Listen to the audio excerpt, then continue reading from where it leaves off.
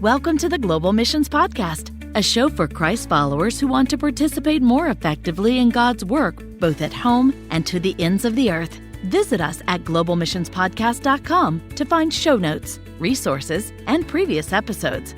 And now, here's your host, Rob Magwood, better known to many friends as Mags.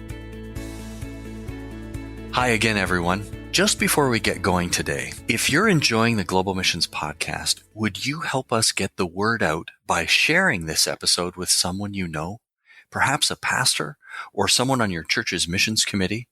We are grateful for your ratings and reviews and feedback, and all of this helps us to introduce the program to new listeners. A quick shout out to Lois, who wrote this on Facebook. Love the podcast. Mags and the team do a great job of addressing missions and how our churches can be better engaged in missions. Thanks for your encouragement, Lois. We really appreciate it. Having served as a mission worker myself with my family, first in Ukraine and then later in the Siberian region of Russia, I remember how special it was to have visitors from home. Today, we're going to talk with someone who is a mission worker, a wife, and a mom, and we're going to look inside the idea of personally visiting your mission worker in their ministry context. Our guest today is Beth Barthelemy, who is a cross-cultural worker, a wife, and a mother to 4 precious little girls.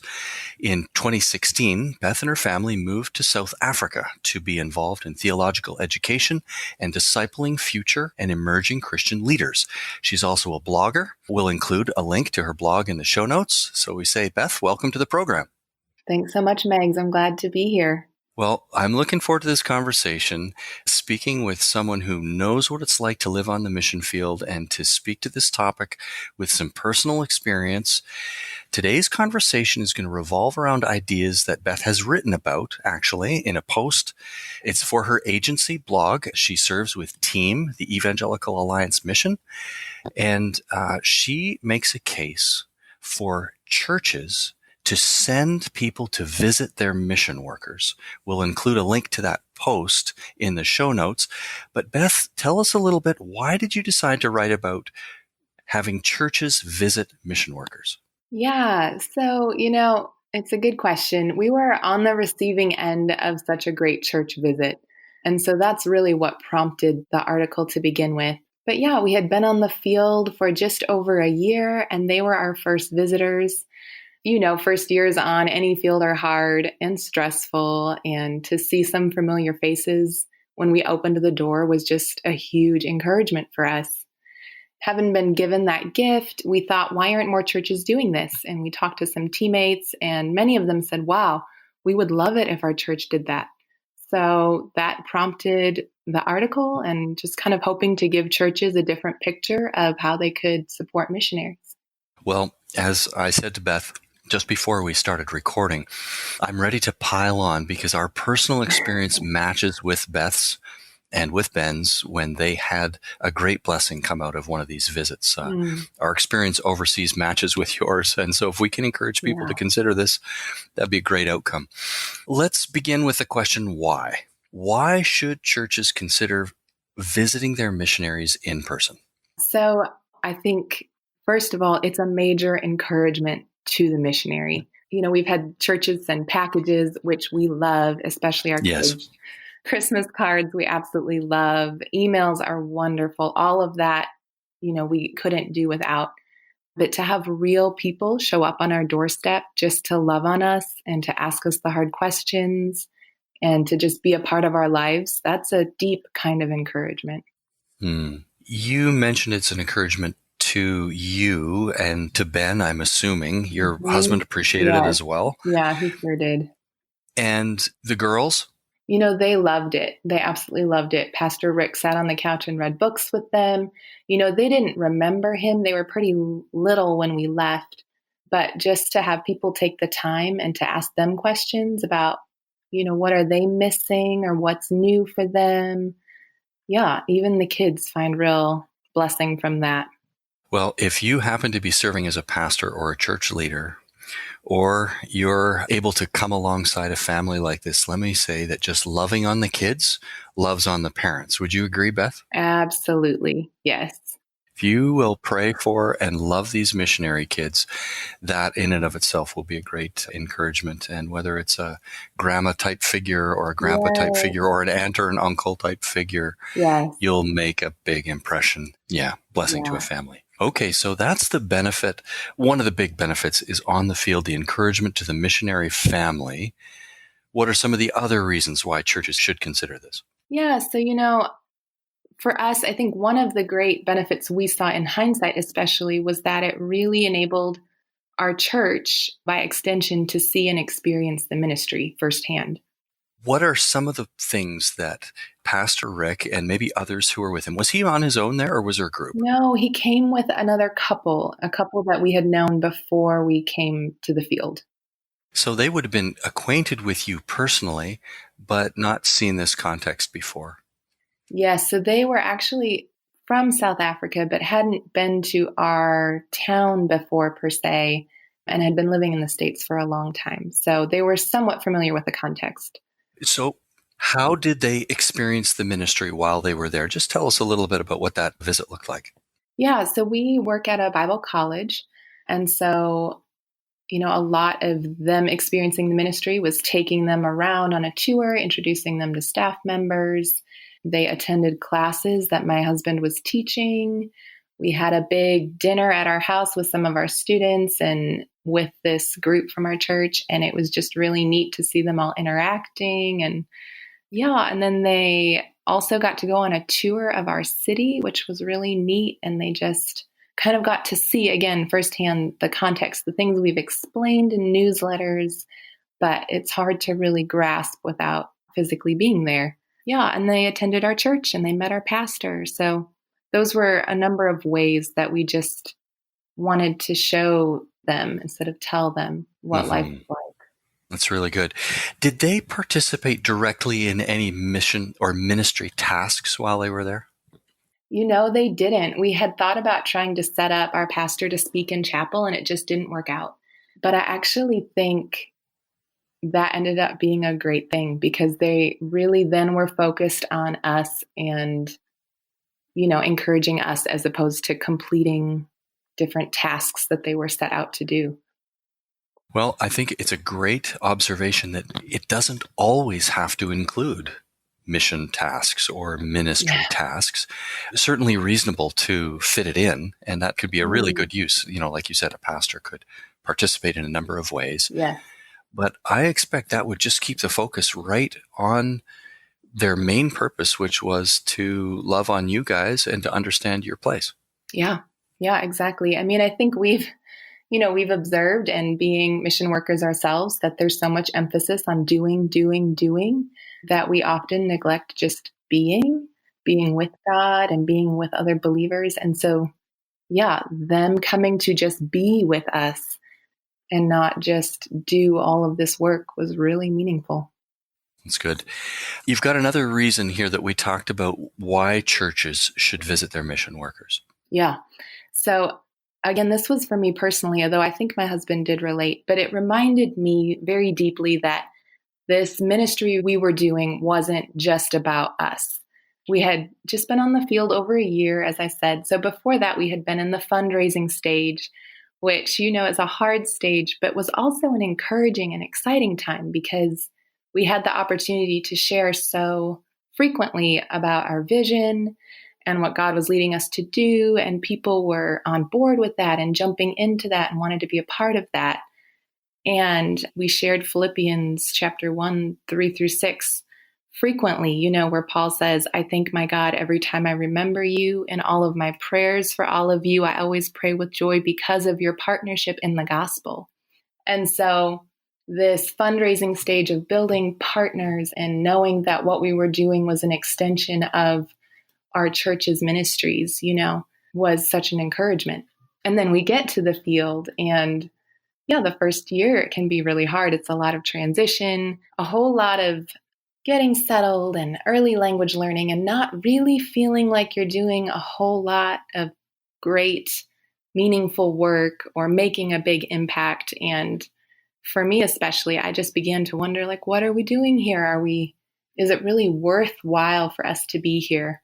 And I realized, I'd just become self-centered in my view of this ministry. I'd forgotten, in a sense, that we were partners in the gospel.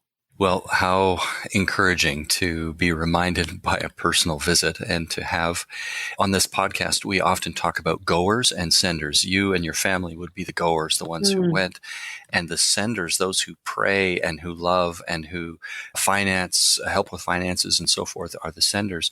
But to link them together on the field just reminds everybody that this is a both and. Yes. That's really good. Well, listen, this has been great to kind of lay the groundwork why we should do this. I hope everyone senses the value of this and the great potential in it. I'd like to talk with you about some of the practical ideas you have for churches as they consider visiting their mission workers. Maybe there's someone listening and saying, yeah, we really should think about this. What are some of the first steps they might take?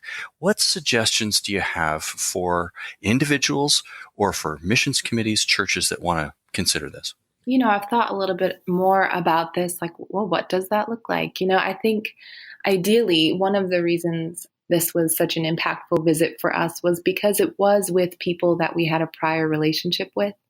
So I think if at all possible to put together a team that actually knows the mission workers and, that they've got some kind of foundational relationship is really important.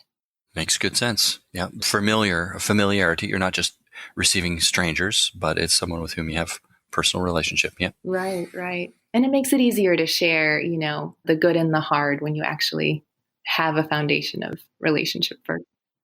Well, I'm sure it would be some encouragement for you to hear Pastor Rick bring news from home as well and how the church is doing and what's going on, right? Yes, it totally was. Yeah, we had a bunch of questions for him. How are so-and-so and what's going on with this and how's our small group? Yeah. Yeah. It's very interesting. I'll have to think about this another time, but it would have been interesting to have Pastor Rick on this interview with you to get his side of this. Yes. Maybe we should have a second part of this interview to get his take on it. Yes. Now, talk to us about the size of a group coming. That's going to vary by context, I appreciate, but just talk a little about size. I think small is good. I think 2 to 3 people is probably ideal. It's pretty easy to work out accommodations for 2 to 3 people. It doesn't become too much of a strain on the mission workers to try to set up, housing and food and all of that.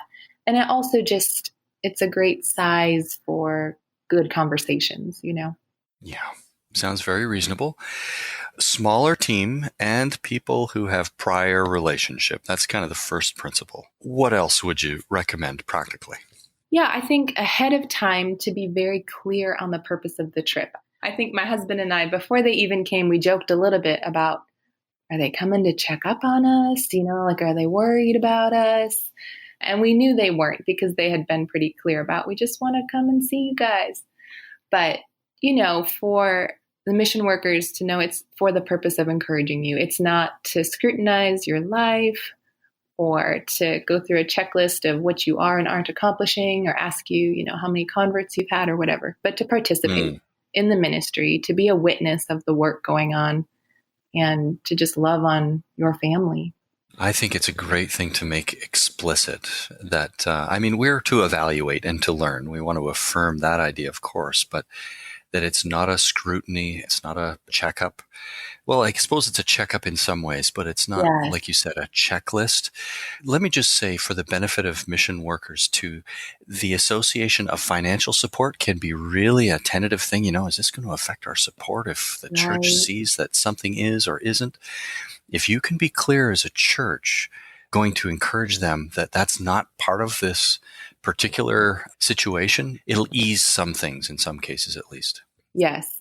And, I do think there is a place for churches to actually really investigate what is going on and to ask those hard questions to make sure that the investment is worthwhile. But that's not what I'm suggesting today. So yeah, absolutely this is a different kind of visit. Yeah. How about timing of a visit?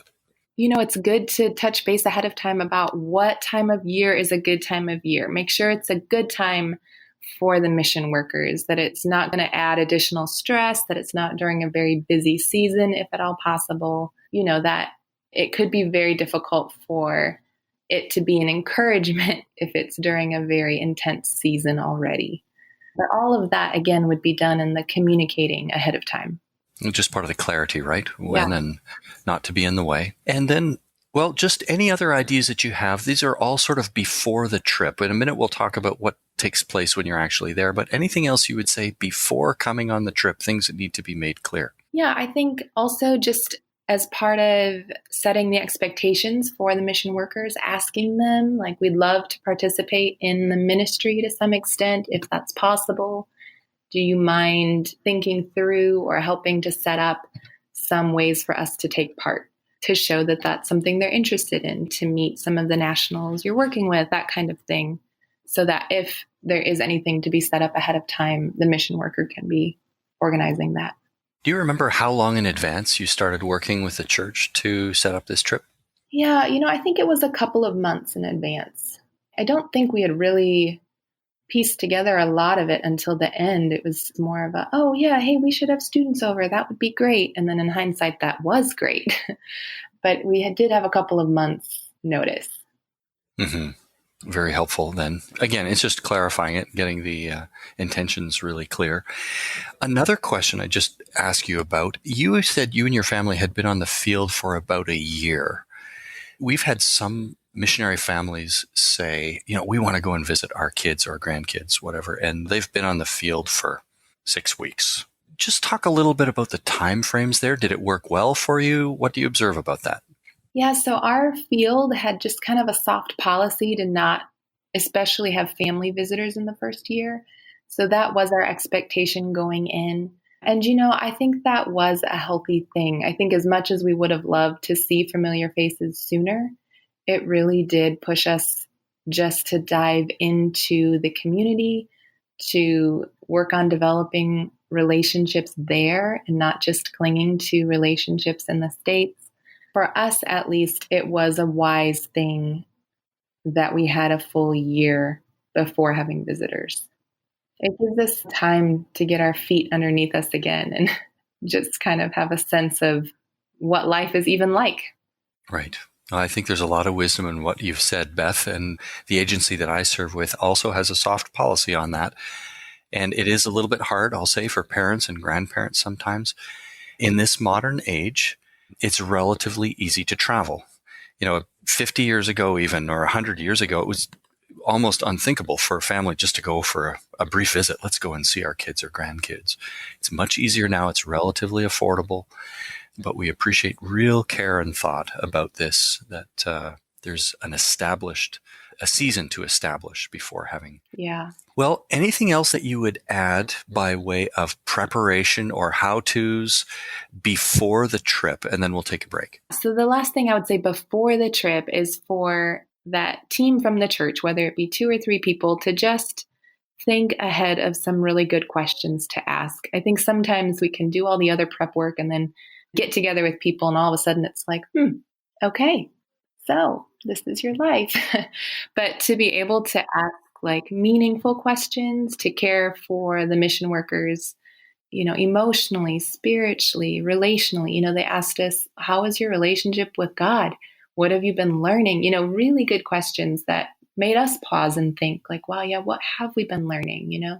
So that would be my last little takeaway, is just really be intentional about thinking up some good questions. Very good.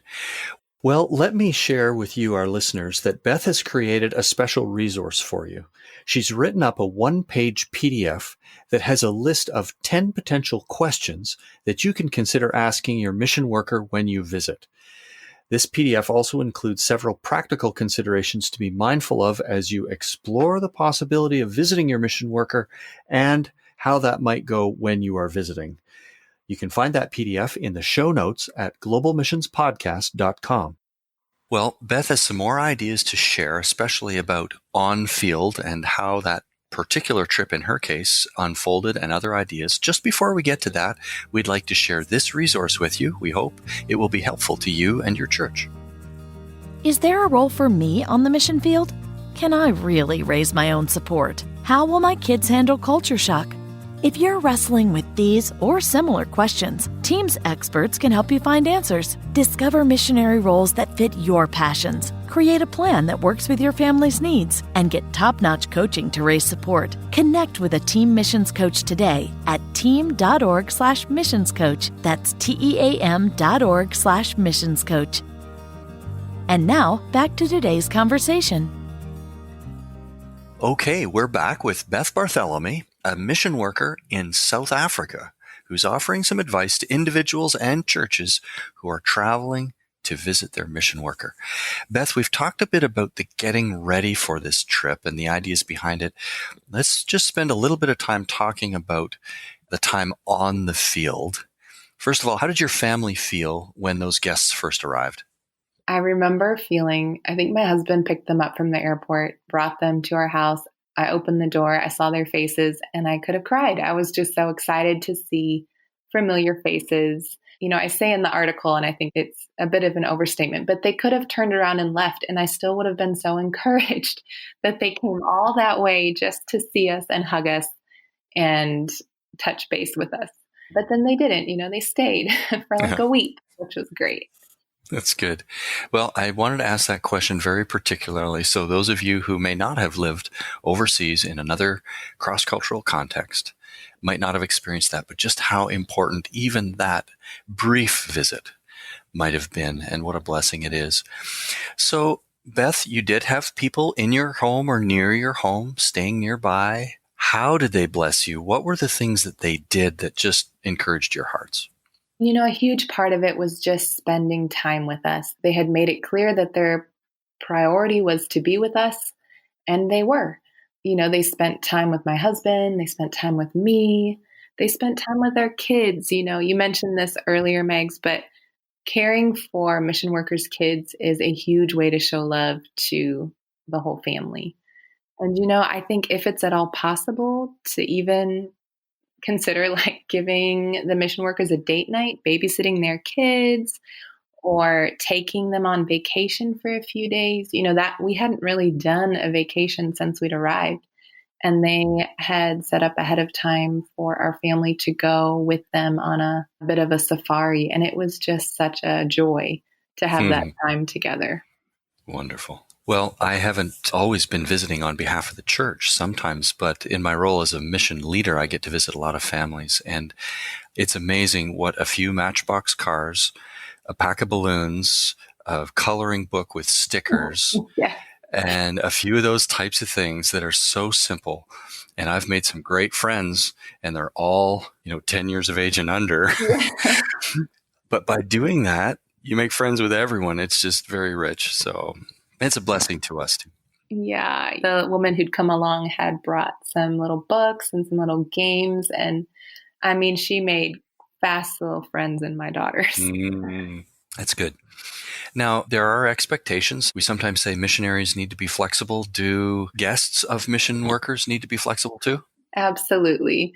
Yeah. And I think that can be a huge challenge. I know from other visitors we've had since our church came, it's not the easiest thing to just jump into another context for a week.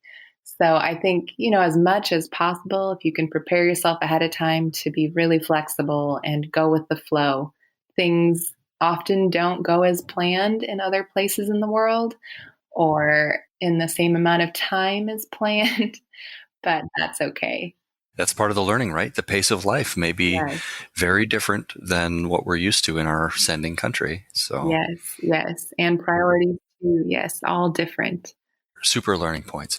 Well, in a moment, I've got another final question for Beth. Before we get to that, if any of our listeners would like to reach out and contact you, talk to you as a mom, as a mission worker, just to unpack this a little more, how could they do that? Yeah, absolutely. You can reach out via email, and I think you said you'll link that in the show notes. I won't try to spell it all here. Very good. Sure. We'll be glad to include that there, as well as the link to your original article. I'm going to mention here a couple of other episodes of the podcast as well. Episode 54 was entitled The Impact of Short-Term Missions on Pastors with Pastor Marr. And then number 96, also Pastor Randy helped us see the blessing of pastors who shared in short-term missions, including visiting their workers on the field. So just a couple of other episodes that are relevant to this topic and might be an encouragement to you. Beth, just as we finish up here, if I can sketch this scene for you, you have the opportunity to stand in front of a group of people serving on missions committees. They are volunteers themselves, and they're serving in churches, and they're trying to do missions well from the home church. We're talking about visiting mission workers. What would you want to say to this group? That's a great question. Yeah. And, encouragingly enough, we've had a number of people from missions committees come up to us. We're on our first home assignment and ask us that. So, yeah, I would say, be intentional about investing primarily in your long-term missionaries. They are the ones who are putting the time into learning the language, who are developing deep discipling relationships, who have a grasp on the culture and the context, and ultimately have the most potential for kingdom impact.